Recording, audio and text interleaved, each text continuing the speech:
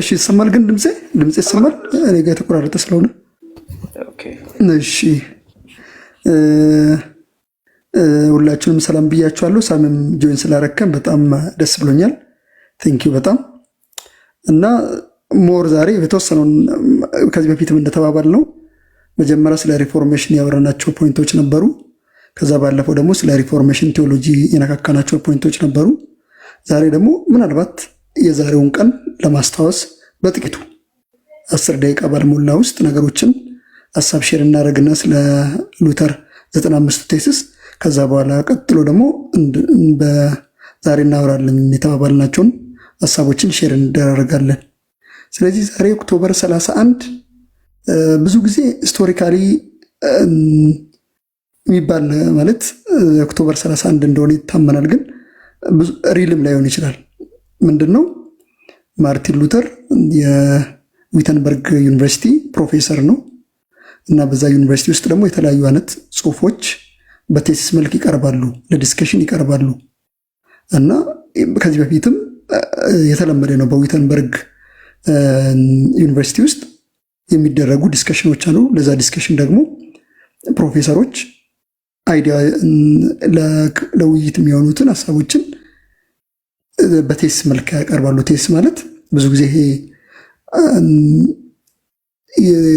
አንታይ ቴሲስ ቴሲስና ሲንተሳይዝ የሚባሉ ሐሳቦች አሉ ምናልባት በዲስፒቴሽን ወይም ደግሞ በዲስከሽን ውስጥ የሚቀርቡ ፖይንቶች ናቸው ስለዚህ ከዛ በፊትም ብዙ ለምሳሌ ስኮላስቲክ ዲስፒቴሽን ላይ ያቀርብ ነበር ብዙ ጊዜ ሲያቀርብ ነበር እና በኦክቶበር 31 ተብሎ በሚጠራው ቀን እንግዲህ 95ቱን ቴሲሶችን ነው ሉተር በዊተንበርግ ዩኒቨርሲቲ በር ላይ የለጠፋቸው እነዚህ ነገሮችን ሲለጥፍ አንደኛ ሪፎርሜሽንን አስበው አይደለም ሁለተኛ ደግሞ ፕሮቴስታንት ሆኖ አይደለም ካቶሊክ ሆኖ ነው በሶስተኛ ደረጃ ደግሞ በዚህ በለጠፋቸው 95ቱ ቴሲሶች ውስጥ በኋላ ላይ ሐሳቡን የቀየራቸው ፖይንቶች አሉት እነዚህ አይነት ሐሳቦችን እንደ ካቶሊክ ፕሮፌሰር ሆኖ ነው ያቀረበው እንጂ የተለየ የፕሮቴስታንትና ሪፎርሜሽን አስበው አይደለም ፐርፐዙም ደግሞ ለዲስከሽን ፐርፐዝ ነው ያቀረባቸው ስለዚህ እነዚህን 95ቱን ሐሳቦችን አነካካቸው ግን ጠቅለል ያለውን ሐሳብ ስናነሳ ካቶሊካዊውን ሉተር ነው የምናየው ለዲስከሽን የቀረበውን ወረቀት ነው የምናየው እንጂ የእምነት መግለጫ ወይም ደግሞ አርቲክል ኦፍ ፌዝ ማለት አይደለም ይልቁን ለተማሪዎቹ ተወያዩበት ብንወያይበት አሁን በቤተክርስቲያን ውስጥ ያሉ ችግሮች እነዚህ ናቸው እነዚህን ከዚህ አንፃር በናይስ የሚል አንፃር ነው እንጂ በጊዜው የፖፑን አውቶሪቲ ይቀበላል ፓርጋቶሪንም ጭምር ይቀበል ነበር ሉተር በዛ ጊዜ ኦልሞስት የሴል ኦፍ ካርድ ኢንቴሊጀንሱ ነበር እንጂ ሲቃወም የነበረው የፖፕ አውቶሪቲንም ሆነ የፓርጋቶሪንም ሐሳብ በተወሰነ መልኩ የሚቃወም አይደለም ስለዚህ ይህንን ቴሲስ ስታዩ አጠቃላይ የፕሮቴስታንት አርቲክል አድርጋችሁ ሳይሆን ለወረቀት እንደቀረበና በኋላ ደግሞ ግን አቅጣጫውን እንደቀየረ በኋላ ላይ ለዲስከሽን የቀረበው ወረቀት ሾኪንግ እንደነበረና በፖፑም ዘንድ እና በሌሎቹ በዩኒቨርሲቲውም ከዩኒቨርሲቲ አልፎ ደግሞ በፖፑም ዘንድ እጅግ ሾኪንግ የሆነ አቅጣጫ ማምጣቱን ለማሳየት እንጂ ፕሮቴስታንታዊውን ቴዎሎጂ ለማሳየት አይደለም ስለዚህ አሁን ከላይ ያስቀመጥኳቸውን ፖይንቶችን ኮንሲደር በማድረግ ቴሲስ ውስጥ በተወሰነ መልኩ የተነሱ ሐሳቦችና ከነዚህ 95ቱ ቴሲሶች ምናልባት ሳሚና ክራሻ ሪፍሌክት የሚያደርጉባቸው ወይም ደግሞ በተወሰነ መልኩ ጠቅለል ያለውን ሐሳብ አስቀምጠን እናልፋለን ማለት ነው ስለዚህ 95 ቴሲሱ የተለጠፈው ዛሬ ኦክቶበር 31 15 17 የሪፎርሜሽን ቀን መጀመሪያ እንደሆነ ይታመናል ስለዚህ ከላይ ያልኩትን ፖይንቶችን በመያዝ ዲስከሽናችንን እንቀጥላለን ማለት ነው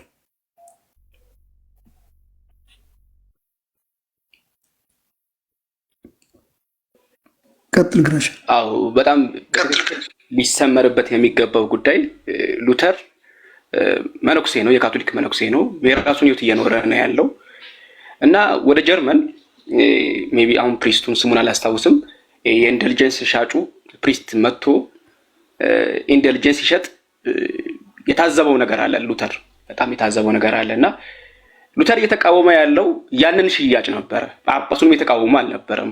ሁለተኛ ነገር ደግሞ በዛ ሽያጭ ውስጥ ጳጳሱ እንኳን እጁ ያለበት አልመሰለውም ሉተር። ጳጳሱ ሳያቅ በጳጳሱ ስም የሆኑ ካህናት ገንዘብ እየሰበሰቡ ነው የመሰለው በመጀመሪያ ደረጃ ማለት ነው። እየተቃወመም የነበረው በዛ ኮንቴክስት ውስጥ ነው የተቃወመው እና ፐርፐዙ ካቶሊክ ቤተክርስቲያንን መቃወም አይደለም፣ የካቶሊክ ቤተክርስቲያንን ትራዲሽን መቃወም አይደለም፣ የካቶሊክ ቤተክርስቲያን ሃይማኖት መቃወም አይደለም። የተቃወመ የነበረው በዛች ጀርመን ውስጥ የነበሩ ካህናት ከሮም ተልከው የመጡ ብር ሊሰበስቡ ይሰሩ በነበረው ስራ ላይ የተመሰረተ ነው እና የሉተር ተቃውሞች ግን በጣም ጠንካራ ነበሩ እና ከዛ በኋላ እየታተሙ በአውሮፓ መሰራጨት ሲጀምሩ በጣም በጥቂት ጊዜያት ውስጥ ነው ነገሮች መገለባበጥ የጀመሩትና በቀላሉ ማረም ትችል ነበር። ይሄን ፕሮብለም በቀላሉ ማረቅ ትችል ነበር። የካርድ ሽያጮቹን አቋርጣ በቀላሉ መታረም ይችል ነው። ማቋረጣቸው አልቀረም። ኋላ ላይ አቋርጠውታል፣ ትተውታል። ያኔ ማቋረጥ ይችሉ ነበር። ህንጻ መገንባታቸውን አቁመው ለቤተ ክርስቲያን ቢያስቡ ኖሮ ምናልባት ያኔ በቀላሉ ኮንትሮል መደረግ የሚችል ኢሹ ነበር ይሄ ኢሹ። ነገር ግን ጳጳሱ ስልጣኔን ቻሌንጅ አድርጎኛል ብሎ ስላሰበ ብቻ ነገሮች እንዲካረሩ አደረጉ፣ እጅግ በጣም እንዲካረሩ እና ይሄን ድርጊት ጳጳሱ እንዳደረገው ሲታሰብ ወይም ደግሞ ሲታወቅ የመጣው አርጊውመንት ጳጳሱ ሊሳሳት አይችልም የሚል አርጊውመንት ነው። ጳጳሱ ልክ ነው የሚል አርጊውመንት ነው የመጣው አርጊውመንት። ኢንተልጀንስ መሸጥ ልክ አይደለም የሉተር ተቃውሞ ነው። ኢንቴንሽኑ ደግሞ ጳጳሱ አድርጎታል ብሎ አይደለም፣ በጳጳሱ ስም ሌሎች ሰዎች እያደረጉት ነው በሚል ነው፣ ኢንፎርሜሽኑ ስለሌለው ማለት ነው። ከዛም በኋላ ጳጳሱ እንዳደረገው ከታወቀም በኋላ ወይም ደግሞ የጳጳሱ እጅ እንዳለበት ከታወቀም በኋላ የካቶሊክ ቤተክርስቲያን አርጊውመንት ጳጳሱ ሊሳሳት አይችልም፣ አፍተር ኦል ልክ ነው ጳጳሱ የሚል ነው እና ንስሐ እንዲገባ ይጠየቅ የነበረው ሉተር ነበረ። ለዚህ ስራ ንስሐ እንዲገባ እንዲመለስ ልክ አይደለሁም እንዲል ይፈለግ የነበረው ሉተር ነበር። ስለዚህ ጥያቄው ወዲያው የአውቶሪቲ ጥያቄ ነው ያመጣው። ማን ነው ባለስልጣን? ማን ነው ትክክል? አሁን ጳጳሱ ኢንተልጀንስ መሸጥ ልክ ነው ስላለ ብቻ ለምን ልክ ነው ብለን እንቀበላለን? ማን ነው ስልጣን ያለው? ኢንፋሊብል አውቶሪቲ ያለው ማን ነው? ስልጣን ያለው መጽሐፍ ቅዱሱ ጋር ነው ወይስ ጳጳሱ ጋር ነው የሚል ጥያቄ ያስነሳውና ለሪፎርሜሽኑ መሰረት የጣለው ይሄ የካቶሊክ ቤተክርስቲያን ሪአክሽን ነበር። በጊዜው የነበረው የካቶሊክ ቤተክርስቲያን ሪአክሽን ነው።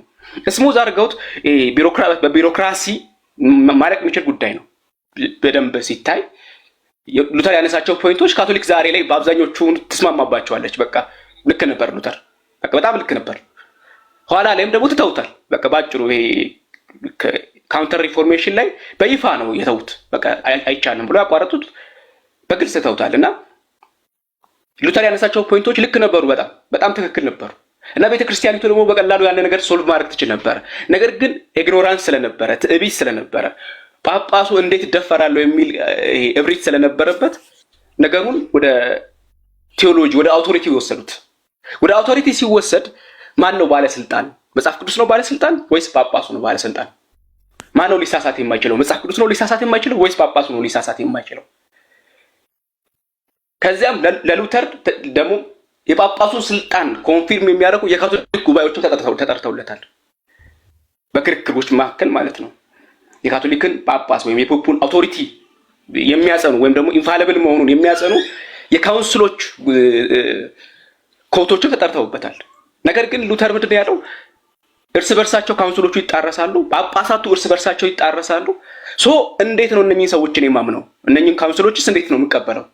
እርስ በርሱ የማይጣረስ ኢንፋሊብል የሆነ ሊሳሳት እንደማይችል የሚያስማማን የእግዚአብሔር ቃል እያለ እንዴት ነው ሊሳሳት የሚችል ደግሞ ከሌሎች ጳጳሳቶች ጋር ከሚቃረም ፖፕ ጋር ልስማማ የምችለው?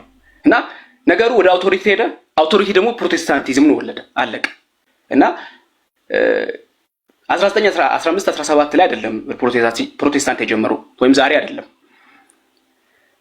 ወይም ደግሞ ሉተር ከካቶሊክ ቤተክርስቲያን የተለየው ኋላ ላይ ነው። 1521 ላይ ይመስለኛል። ኋላ ላይ ነው ሉተር እንኳን ኦፊሻሊ ካቶሊክ ቤተክርስቲያን ያወገዘችው የኔ ካህን አይደለም ብላና ዛሬ የተፈጠረው አንድ በጣም በካቶሊክ ቤተክርስቲያን ስራ የተናደደ መነኩሴ ይሄን ነገር እስቲ እንወያይበት ብሎ 95 መቃወሚያ ነጥቦችን አንስቶ ያለጠፈበትን ታሪክ ነው የምናስበው እና ያ ለፕሮቴስታንት ሪፎርሜሽን መሰረት ሆኗል። አዎ አክቹዋል መሰረት ሆኗል። ነገር ግን እንዴት ነው መሰረት የሆነው? የአውቶሪቲ ጥያቄን ማስነሳት ችሏል። ማን ነው ባለስልጣን? ማን ነው ሊሳሳት የማይችለው የሚለውን የአውቶሪቲ ይሰልጣል። ሁለተኛ ነገር ደግሞ ሰዎች እንዴት ሊድኑ ይችላሉ የሚል ሌላ ጥያቄ፣ መዳን እንዴት ይገኛል የሚል ጥያቄ ጭምር ስላስነሳ ለዛ በሚሰጠው ምላሽ የፕሮቴስታንት ሪፎርሜሽን ተወልዷል እና 15-17 ኦክቶበር 31 የምናየው ከዚህ አንግል ነው እና ቴሲሶቹ ምናልባት ብዙዎቻችሁ ታውቃላችሁ ብዬ አስባለሁ ኢንተሊጀንስ ላይ ያተኮሩ ናቸው። እንደውም እኔ ቴሌግራም ላይ ለመለጠፍ እየሞከርኩ ነው ያለሁት የተወሰኑ በጣም ባጭሩና ትኩረት ያደረጉት ሙሉ በሙሉ ኢንተሊጀንስ ላይ ነው። ሙሉ በሙሉ ትኩረት ያደረጉት ኢንተሊጀንስ ላይ ነው እና ጥያቄ ነው የሚያነሳው ጳጳሱ ይቅርታ ማድረግ ከፈለጉ ለምን ኢንተሊጀንስ ይሰጣሉ? እንዲያው በቸርነት እንዲያው በልግስና ለምን ይቅር አይሉም የሚሉ ሎጂካል የሆኑ ጠንካራ ጥያቄዎች ጭምር ያሉበት ነውና ሙሉ በሙሉ የሚያጠነጥነው ኢንተሊጀንስ ሽያጭ ነው ላይ ነው። አምስቱ ሶሎች አይደለም ያሉበት፣ የፕሮቴስታንት ቴዎሎጂ አይደለም ያለበት። ምናልባት አምስቱ ሶሎዎችን ያኔ ሉተር አያውቃቸውም ነበር ራሱ ምናልባት በዛ ሰዓት እና ጥያቄው የነበረው ይሄ ኢንተሊጀንስ ሽያጭ ልክ አይደለም የሚል ነው ኮምፕሊትሊ ማለት ነው። በዛ እንትኑ ላይ ያለው ቴሲሱ ላይ ያለው ሙሉ 95 ቴሲሶች ትኩረት የሚያደርጉት እዚህኛው ሽያጭ ላይ ነው። ሰዎች በመልካም ስራ ሊጸድቁ ላይ እንደሚችሉ ሉተር አሱም ያደርጋል። እዛ ውስጥ አሱም ያደርጋል። በመልካም ስራቸው ሊጸድቁ እንደሚችሉ አሱም ያደርጋል። በአብሶሉሽን ሊደው ምሕረት ሊያገኙ እንደሚችሉ አሱም ያደርጋልና ብዙ ካቶሊካዊ ቴዎሎጂዎችን አሱም ያደረገ ነው አጻጻፉ እና ሳሚ የተወሰነ መጨመር ትችላለህ? እሺ ቴንኪው። ያው ታሪካዊውን ነገር ብዙ እናንተ ብላችሁታል። ማለት ከናንተም የበለጠ ብዙ ዕውቀትም የለኝም። ግን ያው የፕሮቴስታንቲዝም አካይዱን ስናይ ማርቲን ሉተር ጋር ድንገታዊ የመጣ ክስተት አይደለም። ማለትም ከዛ በፊትም የነበሩ ሰዎች ሲያነሱ ነበረ በጊዜያት ውስጥና ለምሳሌ አሁን ጆን ዊክሊፍን ያን ሁስን ሌሎችም እንደዚሁ ጥያቄ ማስነሳት ጀምረው ነበረ። የዚህ ቅድም እንደተባለው ግራሻ እንዳለው የስልጣን ጉዳይ ከስር እየተነሳ ነበርና ማንን ነው መታዘዝ ያለብን? ጳጳሱን ነው ወይስ ደግሞ የእግዚአብሔርን ቃል ነው? ቤተክርስቲያን መሰረቷ ስልጣኗ ያለው በእግዚአብሔር ቃል ነው ወይስ በጳጳሱ ነው የሚል እየተነሳ ነበርና ከዛም ከማርቲን ሉተርም በፊት ማለት ነው እና ይሄ ነገር ከጊዜ ወደ ጊዜ በፕሮሰስ ማርቲን ሉተር ጋር እንዲደርስ ሆኗል ማለት ነው እና ቅድም እናንተም በሰፊው ብላችሁታል። ያንን 95 ቴሲስ ከለጠፈ በኋላ ቀጥታ የሄደው ወደ ምንድን ነው? ወደ ስልጣን ነው። የትኛው ነው ስልጣን ከፍተኛው ስልጣን ሊሆን የሚችለው የሚል ጥያቄ አስነሳና ታድሶ በአጠቃላይ ነው ሳየው ዋናው መሰረቱ ወይ ኃይልም እንዲያገኝ የረዳው ነገር የእግዚአብሔር ቃል ስልጣን መሆኑ ነው። በቃ እግዚአብሔር ቃል ከጳጳሱ የሚበልጥ ከሆነ ቤተክርስቲያንን በተገቢው ይሄ ነው ብሎ ሊመራት የሚችል ሩል ኦፍ ፌዝ ያለው የእግዚአብሔር ቃል ጋር ነው ማለት ነው። ከዛ በፊት ያሉት ግን እነዚህ አሁን ኢንተሊጀንስ ሐሳቡ ዲቨሎፕድ የሆነው በራሱ በጳጳሳት ውስጥ በቤተክርስቲያን ውስጥ ነው። በትራዲሽን በትውፊቶች እየሆነ እየተሰራ የመጣው የነበረው ማለት ነው። ግን አሁን ሪፎርሜሽኑ ያመጣው እስቲ ወደ እግዚአብሔር ቃል እንመለስ ተብሎ ሲታይ ያን ሰዓት ትክክለኛ ለመሆኑ እየተገለጠ መጣ ማለት ነው። በተለይ አድፎንቴስ የሚለው ሐሳብ ያን ነገር በደንብ ረድቶታል ብዬ አስባለሁ። ወደ ሶርሱ እንመለስ፣ ወደ ዋናው ጉዳይ ማለት ሶርሶቹ ምንድነው የሚሉት ብለን ስናጠና ምንድነው የሚለው ብለው ሲያዩ ያን ሰዓት እውነቱ እየተገለጠና ከዛም ደግሞ ስልጣኑ ደግሞ የእግዚአብሔር ቃል የበላይ መሆኑ ይሄ ነገር እንዲታይ አድርጓልና የዛሬው የ95 ቴሲሱ መሰረቱ መጨረሻ ላይ ማለት በደንብ እንዲተኮርበት ያደረገው ነገር የስልጣን ጉዳይ ላይ ነው። ያ ደግሞ እግዚአብሔር ቃል ነው ባለስልጣን ወይስ ደግሞ የቤተ ክርስቲያን ጳጳሳት ነው በሚል በደንብ እንዲለይ አድርጓል ብዬ አስባለሁ። ሌላ የምትጨምሩበት ካለ እንግዲህ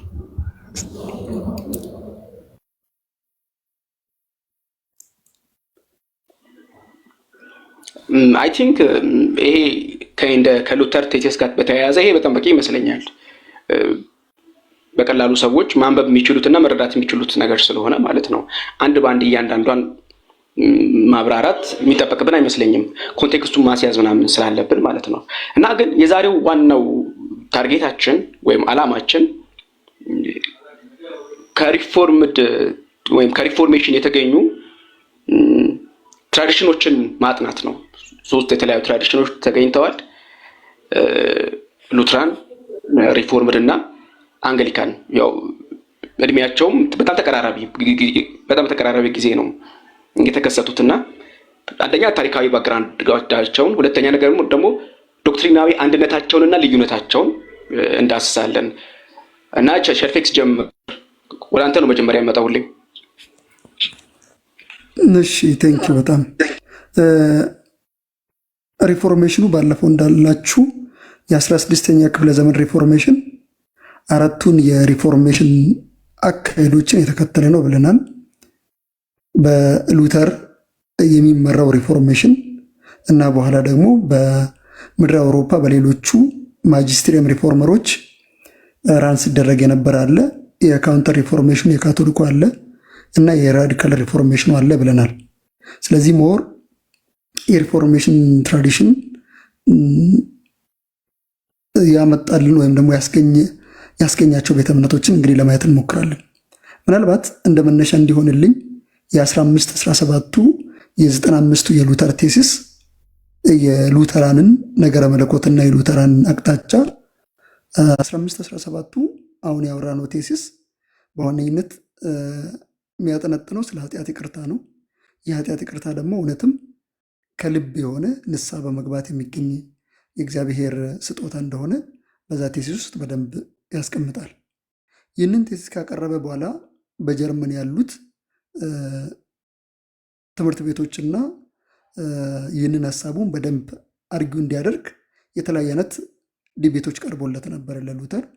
በአመቱ ሃይድልበርግ ዲስፒቴሽን የሚባል ወይም ደግሞ በሃይድልበርግ የተደረገ ዲስፒቴሽን ነበር እና በዚህ ሃይድልበርግ ሉተር ያቀረበው እና ቴሲሱን ለመከላከል ያደረገው ነገረ መለኮት አንዱ የሉተራንን ነገረ መለኮትን እና የፕሮቴስታንትን ነገረ መለኮትን በትክክል ሼፕ ያደረገ ነው ብዬ አስባለሁ እኔ።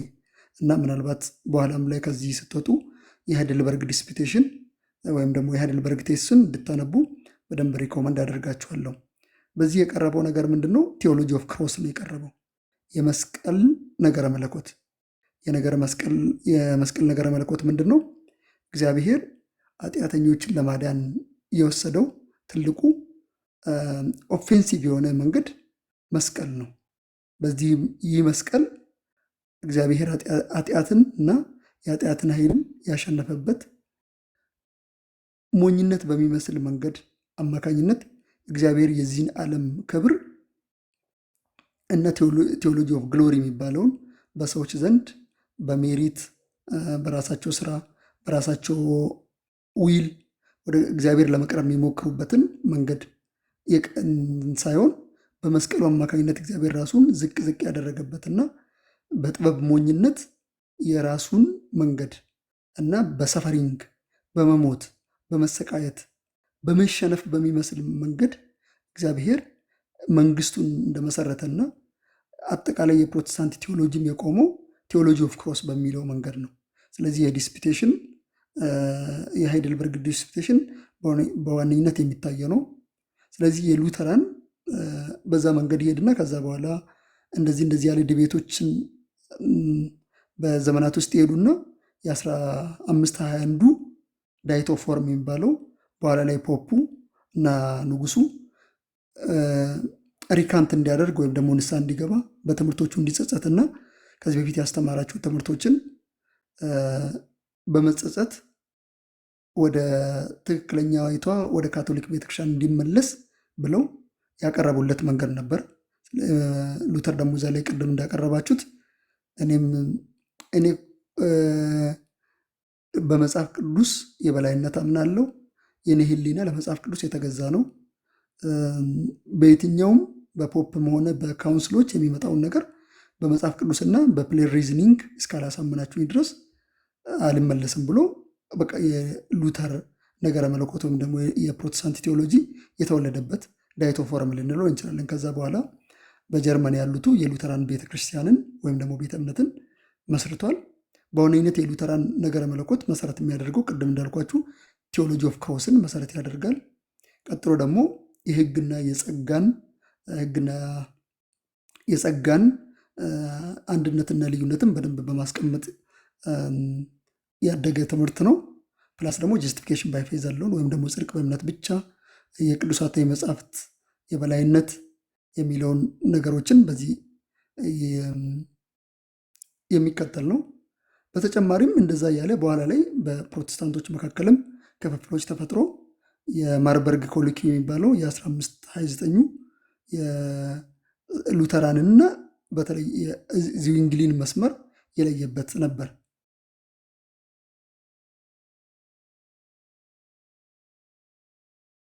ቶት ያለበት ነው ብለናል። በአንድ ቶት ብቻ ወይም ደግሞ በአንድ ትራዲሽን ብቻ የተከፈለ ብቻ ነው ብለን አናምንም። ስለዚህ በ1529 ምናልባት በነ ስዊዘርላንድ ወይም ደግሞ ዙሪክ ያሉቱ የዝዊንግሊን መስመር የተከተሉበት፣ በጀርመን ያሉት ደግሞ የሉተርን መስመርና የሉተርና የፊሊፕ ሜላንክቶንን መስመር የተከተሉበትና እንደዛ ያለ ትራዲሽኑ ምናልባት በሁለት መከፈሉን እናያለን። ከዛ በፊት ደግሞ በ1525 ላይ የራዲካል ሪፎርሜሽኑ የአናባፕቲስቶች እንቅስቃሴ በፕሮቴስታንት እንቅስቃሴ በጀርመንና በአንዳንድ የአውሮፓ ሀገራት እንደ ተስፋፋ እናያለን ማለት ነው። እንደዚህ ያለ ከ1517 ከ95 ቴሲስ የጀመረው እንቅስቃሴ እየሰፋ መልኩን እየቀየረ የቴዎሎጂ ልዩነቶችንም እየፈጠረ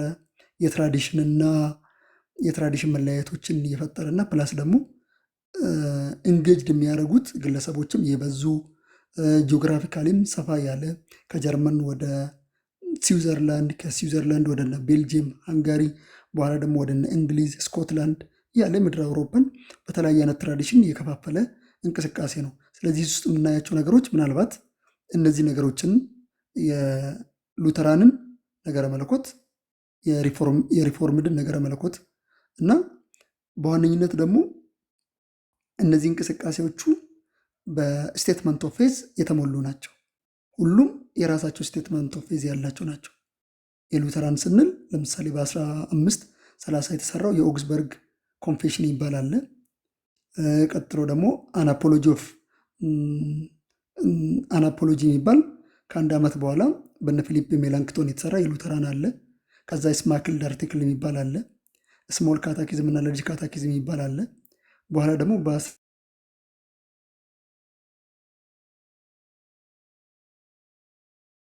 የተለያየ አይነት ሪፎርመሮችን በውስጡ የያዘ እና እንቅስቃሴው በተለያየ አይነት የያዘ ስለነበር ስለዚህ የእነሱን ካታኪዝም፣ ኮንፌሽን እና ስቴትመንት ኦፍ ፌዞች ትራዲሽኖቻቸው ያስገኙትን እነሱን እንግዲህ እናያቸዋለን ማለት። ስለዚህ እንደ ባክግራውንድ የፕሮቴስታንት ቴዎሎጂ በሪፎርሜሽን ጊዜ እነዚህ አይነት ቤተ እምነቶችን በዋነኝነት ይዟቸዋል ማለት ነው።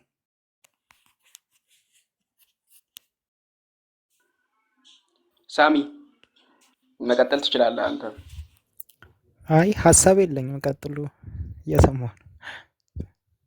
እሺ፣ በዋነኝነት በተለያየ ምክንያት በተለያየ ቦታ ነበረ ለመጀመሪያ ጊዜ ማለት ነው። በላቲን ነበረ ሴሪሞኒዎች ተደርገው ሰዎች ወደ ቤታቸው የሚመለሱት እና አንዳንዶች የዙሪክ ሪፎርሜሽን የዙሪክ የተሃድሶ እንቅስቃሴ ምናልባት ከሉተር ሊቀድም ይችላል ብለው ይገምታሉ።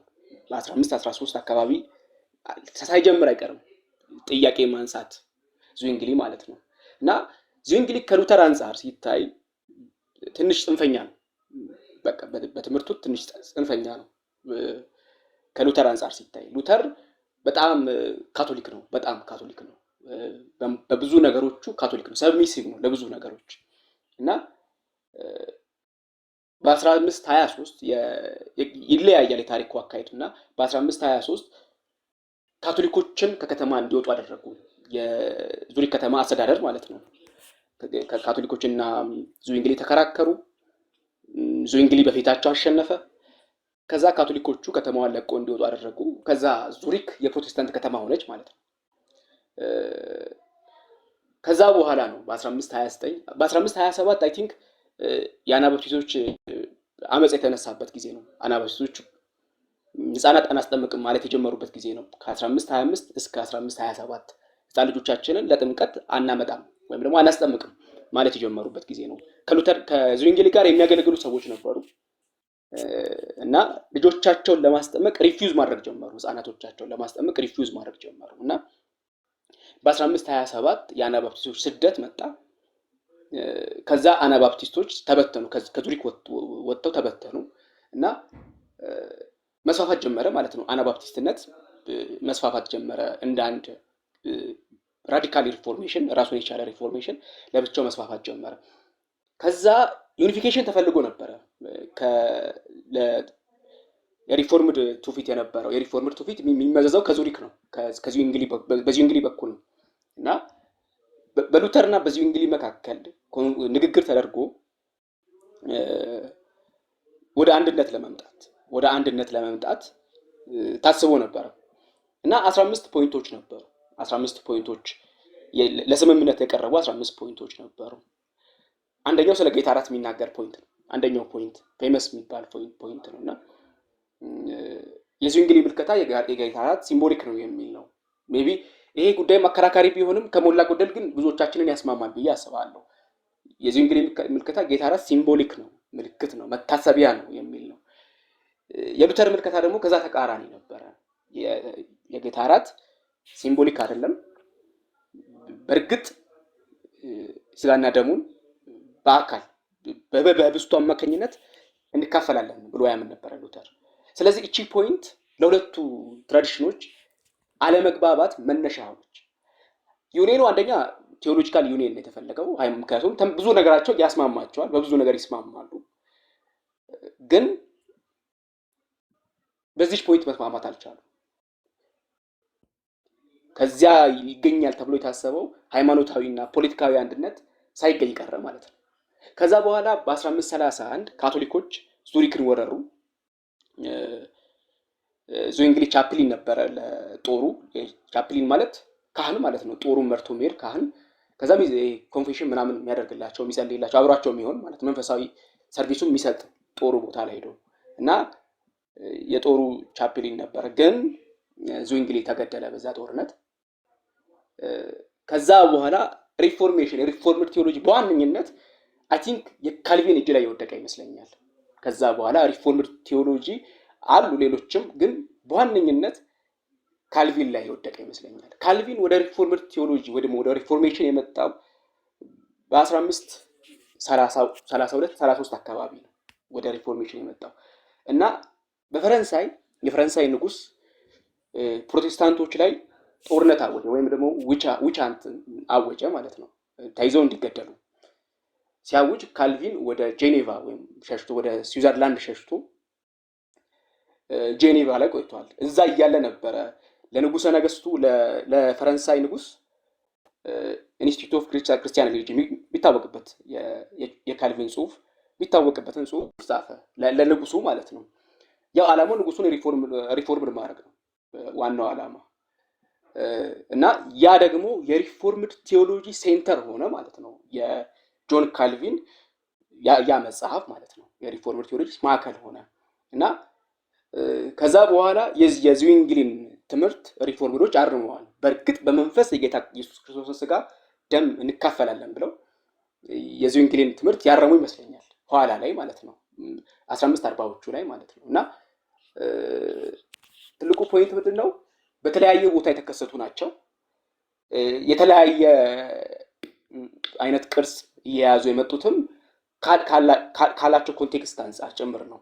የነበሩበት ኮንቴክስት የተለያየ ቅርስ እንዲይዙ አድርጓቸዋል እና አብሶሉትሊ በጣም ይለያያሉ ማለት አይቻልም። ስቲል አሁን ካለው የዶክትሪን ልዩነት አንፃር በሶስቱ ትራዲሽኖች መካከል የነበረው የዶክትሪን ልዩነት በጣም ትንሽ ነው። በጣም ትንሽ የሚባል ልዩነት ነው የነበረውና ከዛ በኋላ ሄንሪ 1536 ላይ አኖልመንት ጠየቀ። ከዛ ጳጳሱ አኖልመንት አልሰጠህም አሉት። ከዛ ቶማስ ክራንክመን የአንግሊካን ቤተክርስቲያን ሄድ አክቹአሊ ንጉሱ ነው ግን ጳጳስ ሆነ፣ ቢሾፕ ሆነ። ከዛ አንግሊካኒዝም ደግሞ የሪፎርምድን ቴዎሎጂ እንደ ቴዎሎጂ ተቀብሎ ቀጠለ ማለት ነው እና በተለያዩ ቦታዎች በተለያዩ ኮንቴክስቶች በተለያዩ ምክንያቶች በተለያዩ ሰዎች እግዚአብሔር ተጠቅሞ ያስነሳው መንፈሳዊ መነቃቃት ነው ብዬ አስባለሁ ሪፎርሜሽን እና የቴዎሎጂካል ልዩነቶች ነበሩ በጊዜው በጣም ግን ያን ያክል አሁን ላይ እንደው ዛሬ ላይ ያለ የቴዎሎጂካል ልዩነት አይነት ነበረ ለማለት የሚያስችሉ አይደለም በጣም አነስተኛ ናቸው ነገር ግን ሰዎቹ ለሃይማኖታቸው ሲሪየስ ስለሆኑ ለሚያምኑበት ነገር በትንሽዬ ነገር እንኳን ጣጣ የለውም ምናምን መባባል አልቻሉም ነበር ጣጣ የለውም መባባል አልቻሉም ነበር በትንሽዬዋም ነጥብ ቢሆን ትንሽ በምንላት ነጥብም ቢሆን ሲሪየስ ነበሩ ሆኖም ግን ደግሞ እርስ በርሳቸው አብሶሉትሊ ተወጋገዙ ደግሞ አልነበሩ አሁን ለምሳሌ ዶክመንቱ ምን እንደሆነ ምናልባት ሼልፌክስ ሊነግረን ይችላል ካልቪን የፈረመበት የሉትራን ዶክመንት አለ ኮንፌሽን ኦፍ ፌዝ ማለት ነው ያም ለአንድነት የተደረገ ነው ከሉትራን ጋራ አንድ ለመሆን የተደረገ ነውና ሴንተር የሆነ የጋራ ቴዎሎጂ ያለን በጣም አንድ የሚያደርገን እንደ አንዳችን እርስ በርስ እንድንተያይ የሚያደርገን ነገር ግን የራሳችንን ትራዲሽን ደግሞ ይዘን እንድንቀጥል የሚያደርጉን የየራሳችንን ቴዎሎጂዎችም ደግሞ ነበሩ እና የሪፎርሜሽን ታሪክ ይሄንን ይመስላል በተወሰነ መልኩ ከሪፎርሜሽን የተገኙ ቤተክርስቲያኖች ታሪክ በተወሰነ መልኩ ይሄንን ይመስላል አሁን አይ ቲንክ ቴዎሎጂያቸው ላይ በደንብ ትኩረት አድርገን ብናወራ ምን ይመስላችኋል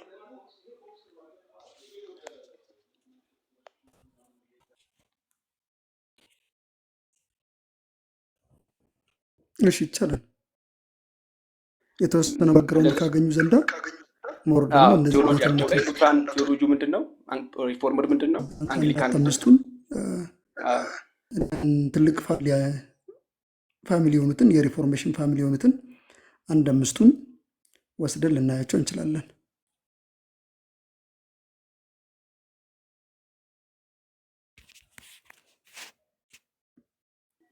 መጀመር ትችላለህ ባይዞ ቴዎሎጂያቸውን ሉትራኖች አሁን ስፔሻሊ የሚለያቸውን ክሊርሊ አሁን ሪፎርምድ እና ሉትራን ምንድነው የሚለያቸው የተወሰነ ነጥብ ምንድነው ደግሞ አንድ የሚያደርጋቸው አብሶሉትሊ አንድ ናቸው እንደልን የሚያደርጋቸው እንደ አንድ ሃይማኖት እንቆጥራቸው የሚያደርገው ምንድነው እሱንም ብትጨምር ደስ ይለኛል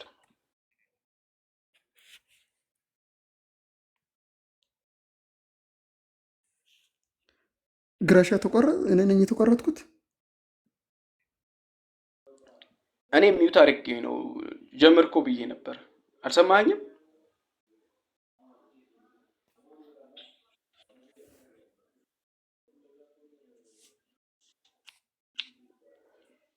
እየተሰማው አይደለም አሁን መጣ መሰለኝ የኔ መሰለኝ ወይስ አንተን እኮ እየሰማህ ነው የሚሰማችሁ ጋይስ እኔ ጋር ይሰማል የኔም የሱ ይሰማል አዎ ይሰማል እሺ እሺ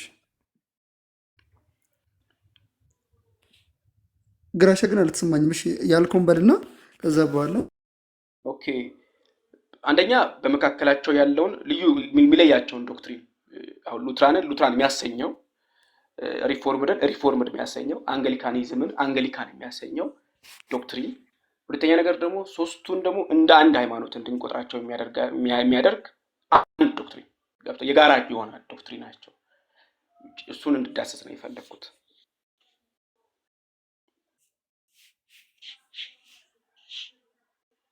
ሰምተኛል አሁን አዎ ሰምቻለሁ አሁን እሰማለሁ እኔ አዎ እሺ አይ ቲንክ ኔትወርክ ፑር ነው ግን ለሞክር ምንድነው የምናደርገው የተሻለው ብዬ የማስበው ምናልባት አላማችንም ምንድነው በእነሱ መካከል ያለውን ቴዎሎጂካል ዲፍረንሶችን ወይም ደግሞ አንድነታቸውን ከማሳየትም ያለፈ እነዚህ የሪፎርሜሽን ቤተ እምነቶች የትኞቹ ናቸው እንዴት ሲያምናሉ ምን ሲያምናሉ የሚለው ነገር ለማሳየት ብንሞክር ጥሩ ነው ብዬ አስባለሁ ስለዚህ እነዚህ ነገሮችን ሞር ኢንፎርሜሽን የመስጠት አብዛኛው እኛ ሀገር ውስጥ የሚታወቁ ማለትም ስላልሆነ ሪፎርሜሽን ደግሞ ስናስብ አንዱ የሪፎርሜሽን ቴዎሎጂውን ብቻ ሳይሆን እንደዚህ ቴዎሎጂ በየትኛ ቤተ እምነቶችና ዛሬም ሰዎች ወደዛ ወደ ሪፎርሜሽን እንዲያዘነብሉ ስለሆነ የምንፈልገው የትኞቹን ቤተ እምነቶች ውስጥና የትኞቹን አይነት የእምነት መግለጫ ሰብስክራይብ ማድረግ አለባቸው የሚለውን እሱን ለማሳየት እሞክራለሁ። ተሰምቻለሁ ግራሻውን።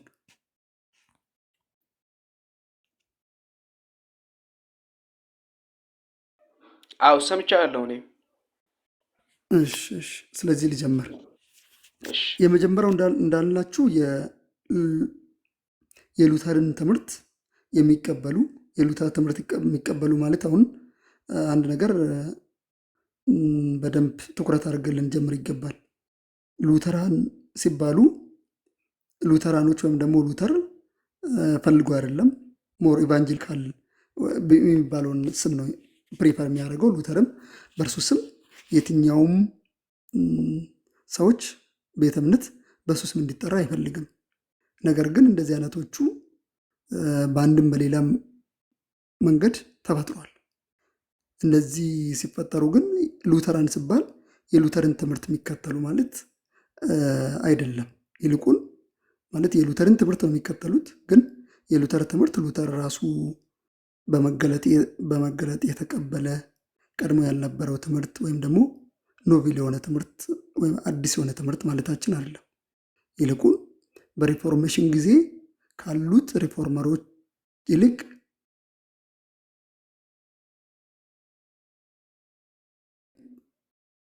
የተሻለ ቴዎሎጂ ነው ብሎ ያስቡ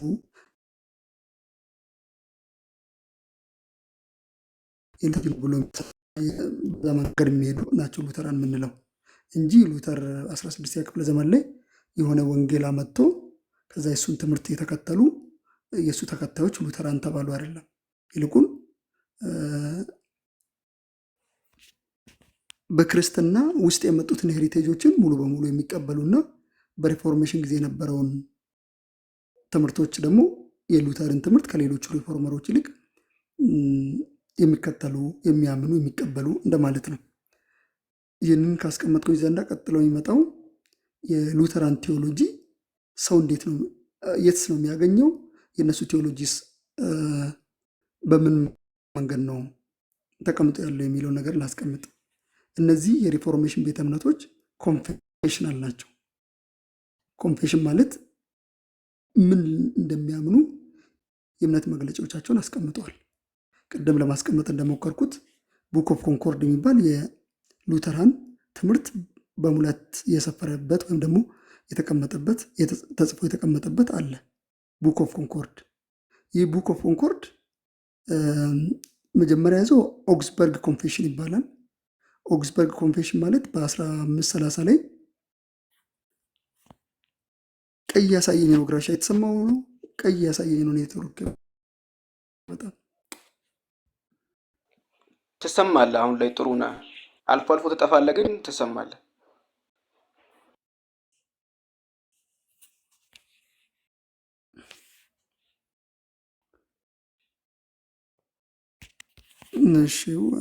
እሺ። እና ኦግስበርግ ኮንፌሽን ማለት ምን እናምናለን የሚል እምነታቸው አስቀምጧል።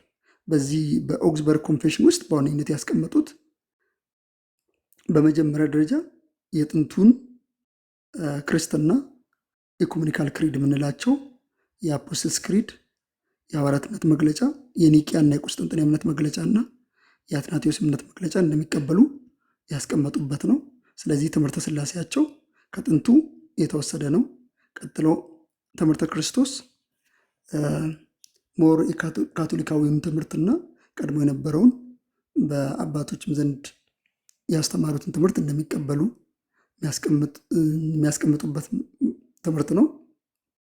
ቀጥሎ ደግሞ ከኃጢአት ጋር የተገናኘውን ስለ ኦሪጂናል ሲን እና ኃጢአት ያመጣውን ውጤት የሚያምኑ ናቸው።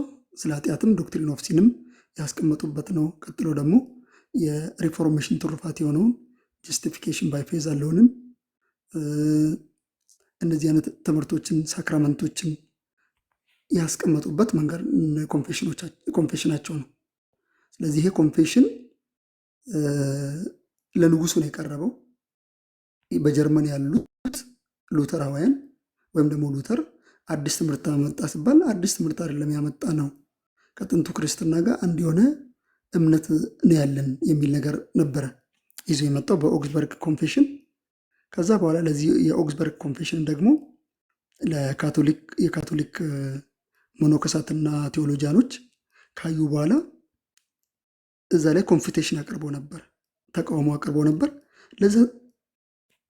ለዛ ተቃውሞ ደግሞ በአመቱ ሌላ ዲፌንስ እንዲጻፍ ተደርጎ አፖሎጂ የሚባል የዲፌንስ መጽሐፍ ተጽፏል። ኦግስበርግ ኮንፌሽን ላይ ካቶሊክ የሰጠችውን ተቃውሞ በመቃወም የመልስ ምት ተጽፏል።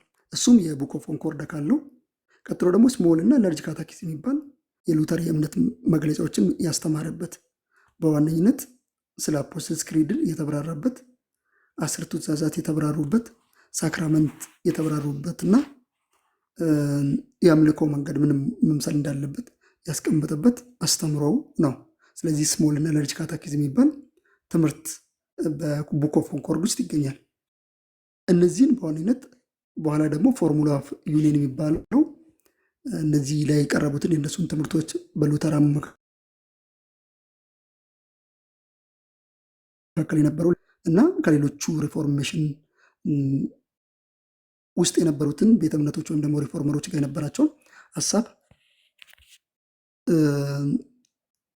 በሚያስተካክል ወይም ደግሞ ለዛ በሚመስል መልስ የተቀመጣለ። ስለዚህ አንድ ሉተራን ቡክ ኦፍ ኮንኮርድ የሚባለውን ትምህርት ወይም ደግሞ የእምነት መግለጫ ይቀበላል ማለት ነው። በዚህ ውስጥ ትምህርተ ሥላሴ፣ ትምህርተ ክርስቶስ፣ የምስጢራት አስተምሮ፣ የኃጢአት ጽድቅ በእምነት ብቻ፣ የቅዱሳት መጻሕፍት የበላይነት፣ የእግዚአብሔርን ሉዓላዊነትና የእግዚአብሔርን የጸጋ የመዳን መንገድን በዋነኝነት የያዘውና ሶስቱን ኢኩሜኒካል ክሪዶችን የያዘ የሕግና ጸጋን ልዩነት ለይቶ ያስቀመጠ አስተምሮ ነው ያላቸው። ስለዚህ በዋነኝነት ግን ሉተራን ከሌሎቹ ሪፎርመሮች የሚለዩባቸው መንገዶች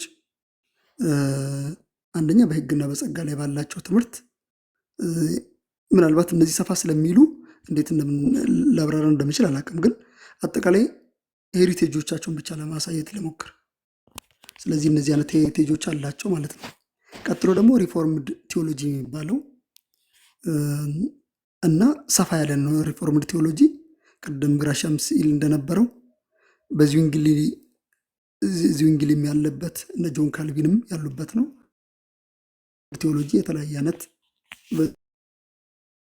የሉተር እና የፊሊፕ ሜላንክቶን ስራ በደንብ ጎላ ተደርጎ የሚታይበት ነው። በሪፎርምድ ቴዎሎጂ ውስጥ ያሉ ግን የተለያየ አይነት ቦታና የተለያየ አይነት ሰዎች ስለነበሩበት ቴዎሎጂያቸውም በተወሰነ መልኩ ሊለያይ ይችላል። ግን ኢንስቲትዩት ኦፍ ክርስቲያን ሪሊጅን እንደ መሰረት ልንይዝ እንችላለን። ኮንፌሽኖችም አላቸው እነሱ። ለምሳሌ በኔዘርላንድ እና በቤልጅየም ያሉት ቤልጂክ ኮንፌሽን የሚባል ይቀበላሉ። ቤልጂክ ኮንፌሽን ተመሳሳይ ቅድም ያልኩትን የቅዱሳት የመጻሕፍት የበላይነትን፣ የምስጢራትን አስተምሮ፣ ትምህርተ ክርስቶስን ነው። ስኮት ኮንፌሽን ደግሞ የሚባለው ፕሬስቤቴራኖች፣ የመጀመሪያ ፕሬስቤቴራኖቹ በስኮትላንድ ያሉት የሚቀበሉት ነው። እሱ 1560 ላይ የተደነገገ ነው። ሃይደልበርግ ካታኪዝም ደግሞ የሚባሉት በጀርመን ያሉት ሪፎርመሮች የሚቀበሉት ካታኪዝም ነው። ስለዚህ በዚህም ካታኪዝም ይመራሉ። ሄልቬቲክ ኮንፌሽን ደግሞ የሚባለው በ1566 የተደነገገ የእምነት መግለጫ አለ። እሱንም ምናልባት በስዊዘርላንድ ያሉት በሪፎርምድ ቴዎሎጂ ውስጥ ያሉት የሚቀበሉ ናቸው። በኋላ ላይ ደግሞ ዌስት ሚኒስተር ኮንፌሽን የሚባል ዌስት ሚኒስተር ኮንፌሽኑ የእምነት መግለጫው፣ ካታኪዝም ደግሞ ላርጅና ሾርት ካታኪዝም ተብሎ በውስጡ የሚይዝ እነዚህ በዋነኝነት የፕሬስቤቴሪያን እና በዩሮፕ ያሉት ሪፎርምድ ቸርቾች የሚቀበሉት ቤተ እምነት ነው። ሁለተኛ ላይ ያሉት እነሱ ትራዲሽኖች ናቸው። በሶስተኛ ደግሞ ያለው የእንግሊዝ ቤተክርስቲያን ናት። የእንግሊዝ ቤተክርስቲያን ዘ39 አርቲክልስ የሚል የእምነት መግለጫ አላት። በ1562 እየተደነገገ እና የጸሎት መጽሐፍ ደግሞ ቡክ ኦፍ ኮመን ፕሬየር የሚባል አላቸው። ስለዚህ በእነዚህ የሚመሩ ናቸው። ሞር ትምህርቶቻቸው ተመሳሳይ ነው። የጥንቱን ክሪድ ይቀበላሉ። በትሪኒቲ እና በትምህርተ ክርስቶስ ይቀበላሉ። የቅዱሳት መጽሐፍትን የበላይነት ይቀበላሉ። የኃጢአትንና የውርስ ኃጢአትና የኃጢአት ያወጣውን ያመጣውን ኮንሲኩዌንስም ጭምር የሚቀበሉ ናቸው። መቀደስን፣ ቅድስናን፣ ምርጫን የሚቀበሉ ናቸው። ሳክራመንትም ቅዱሳት ምስጢራትም የሚቀበሉ ናቸው። ምናልባት ከሌሎቹ በተለየ መንገድ የሚመሩትም በጳጳሳት የስልጣን ኦፊስ ነው የሚመሩት። ስለዚህ እነሱ አንግሊካን ይባላሉ። ዛሬም ደግሞ በብዛት ያሉ የሪፎርሜሽን ቤተ እምነቶች ናቸው። ፕሬስቤቴሪያን እና ሪፎርምድ ቸርቾች የሪፎርምድ ቴዎሎጂ የሚከተሉ የተለያየ አይነት ኮንፌሽን ያላቸው፣ ሉተራን ቤተ እምነቶች የቡክ ኦፍ ኮንኮርድን የእምነት መግለጫ የሚቀበሉና የአንግሊካን ቤተ ክርስቲያን ደግሞ የ39 አርቲክል ኦፍ ፌዝን የሚቀበሉ ናቸው። በኋላ ላይ ደግሞ ከነዚህም ምናልባት በብዛት ከሪፎርምድ ቴዎሎጂ ብዙ ትምህርቶችን በመውሰድና የራዲካል ሪፎርመሮችን አንዳንድ ትምህርቶችን ደግሞ በመውሰድ ባፕቲስቶች ደግሞ ተፈጥሯል። እነዚህ ባፕቲስቶች ደግሞ የ1689 የለንደን ባፕቲስት ኮንፌሽን እና የለንደን ባፕቲስት ካታኪዝም የሚባል የእምነት መግለጫ አላቸው። ስለዚህ ባፕቲስቶችም በአንድም ኢንዳይሬክትሊም ከማጅስትሪየም ሪፎርመሮች ጋር ኮኔክሽን ያላቸውና ትምህርቶቻቸው ተመሳሳይ የሆነ ከሪፎርምዶች ጋር ምናልባት የህፃናት ጥምቀት እና ከአንዳንድ የቤተክርስቲያን አመራር እና የኤክዚዮሎጂካል ልዩነት ካልሆነ በቀር እንጂ በብዛት አንድ የሆኑ አሉ። ስለዚህ እነዚህ ቤተ እምነቶች ወይም ደግሞ ዲኖሚኔሽኖች በእምነት መግለጫ የሚመሩ እና አስተምሮቻቸውም ደግሞ ወጥ የሆነ የሚታወቁ ምን ሊያምኑ እንደሚችሉ ወረቀት ላይ ያስቀመጡት ነገር ነው። ዛሬ ያመጡት ሳይሆን በዛም ጊዜ የተሰራ ጽኑ የሆነ ዶክትሪን እጅግ የተደራጀነት ኦርጋናይዝድ የሆነ አስተምሮ ያላቸው ናቸው። ስለዚህ ፕሮቴስታንትን ወይም ደግሞ የሪፎርሜሽን ቤተ እምነቶችን ስናይ አንዱ ከምናደንቃቸው ነገሮች የእምነት አስተምሮቻቸው ወይም ደግሞ ምን ሊያምኑ እንደሚችሉ በግለሰቦች ላይ የቆመ ወይም ደግሞ ከተለያየ አይነት መጽሐፍቶች የምናገኝም ብቻም ሳይሆን የእምነት መግለጫ አላቸው። በጥንቱ ክሪድ የኒቂያ እምነት መግለጫ፣ የቁስጥንጥንያ እምነት መግለጫ፣ የኬልቄዶን እምነት መግለጫ እንደሚባለው ሁሉ እዚህም ጋር የዌስት ሚኒስተር እምነት መግለጫ፣ የቡክ ኦፍ ኮንኮርድ እምነት መግለጫ፣ 39 እምነት መግለጫ፣ ሃይድልበርግ ካታኪዝም፣ ትልቁና ትንሹ የካታኪዝም እንደዚህ እያለ አላቸው። ስለዚህ እነዚህ ሁሉ የሪፎርሜሽን ትራዲሽን ናቸው ማለት ነው። ምናልባት ከተሰማኝ እንግዲህ አላቅም፣ እኔ ጋ ቀይ ምናምን ስለሚያሳይ ይቅርታ። እንግዲህ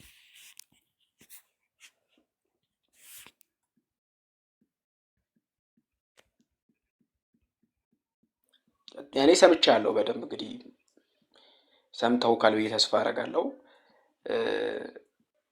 ሳሚ አንዴ ትከፍተዋለህ? አይ ቲንክ ባፕቲስት ነህ አይደል? አዎ። ኦኬ። ስለዚህ ስለ ባፕቲስት ልታወራን ትችላለህ በደንብ ከኛ የበለጠ። እስቲ ወይ ለወደፊቱ ተዘጋጀችበት ልምጣ። ብዙ እንደዚህ ታሪካዊ ጥናት አላረኩበትም እና ለወደፊቱ እንደዛ ቃል እገባለሁ ለማድረግ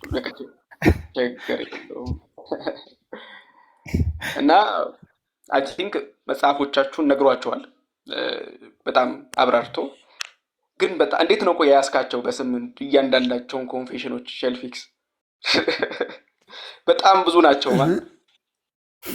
አይ ትላልቆች ነው አሁን ያነሳሁት እንጂ ኦልሞስት የሪፎርምድ ቴዎሎጂ ብቻ ወደ 129 የተደራጁ ካታኪዝም ኮንፌሽን እና አሉ ወደ 129 ምናምን ብዙ ናቸው። ግን እነዚህ አሁን ያሉት ፕሬስቤቴሪያን ሆነ ሪፎርምድ ቸርቾች በዋነኝነት የሚጠቀሙትን ብቻ ነው ያነሳሁት። ትላልቆቹን ነው ያነሳሁት እንጂ ብዙ ናቸው፣ በጣም ብዙ ናቸው። በጣም ብዙ ኮንፌሽኖች ናቸው በጣም። እና ለምንድን ነው ፕሮቴስታንቶች በዚህ ደረጃ ዴዲኬትድ የሆኑት ለኮንፌሽን? ማለት ትራዲሽኑ አሉ፣ ቤተክርስቲያን ኮንፌሽኖች አሏት አልፎ አልፎ። ለምሳሌ አሁን ኒቂያ ኮንፌሽን ነው፣ ክሪድ ነው፣ አጭር ክሪድ ነው። ኮንፌሽን ቤተክርስቲያን የምታምነውን ኤክስፕሬስ ያደረገችበት ነው። ኋላ ላይ ኬልቄዶንም ላይ ተደግሞ አይተነዋል። ግልጽ አጭር ኮንፌሽን ምዕመናን ቤተክርስቲያን ውስጥ የሚሉት ይኖራል። እና ይህንን ትራዲሽን ፕሮቴስታንቶችን እንዴት አገኙት? ወይም ደግሞ ለምንድን ነው ይህን ያክል ኮንፌሽን የሚመስጣቸው? ለምንድን ነው? እሺ ሲመስለኝ አንድ 3-4 ምክንያቶችን ላቅርብ። አንደኛ የዌስተርን ቴዎሎጂ ራሱን የሰራበት መንገድ አንዱ ነገሮችን ሲንተሳይዝ የማድረግ ኦርጋናይዝ የማድረግ እና ለምሳሌ እነዚህ የመጡት በኋላ